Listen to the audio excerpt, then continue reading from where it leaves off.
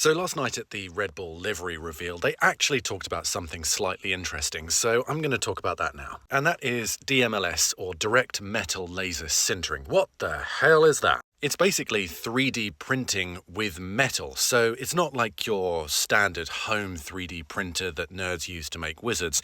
This actually has real application in Formula One. Now, in many ways, it kind of is like a home 3D printer in the fact that it makes these components out of very thin layers of material. So in this case, it is a metallic powder that then becomes fused layer on layer on top of each other to make these components, rather than the plastic polymer that you would use at home. Now, this isn't anything new. Formula One teams have been using this for some time now.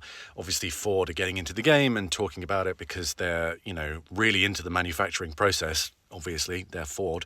But you can make some really incredible shapes, as illustrated here, not just in Formula One or motor racing, but, in all kinds of applications. So here are some brake pedals, and I think this perfectly illustrates one of the benefits of using this process, in that you can make these incredibly complex geometric shapes that have strength and rigidity, but because of all the air gaps, you can keep the weight down.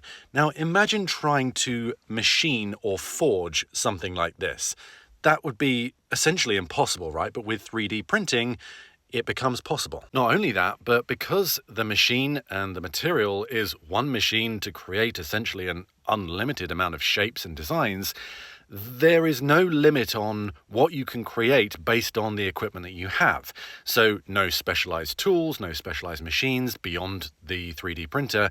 So if you come up with a new idea, you mess around with it on your computer and you move something slightly to the left, and then you want to go again, you plug that into the printer, print it out again, take all the bits off that you don't want, file it all down, polish it all up, and you're good to go. Now, another benefit is that these components are all one piece.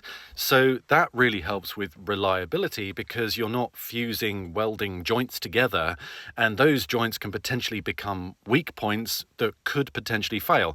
If it's all one piece, there's less chance that would happen.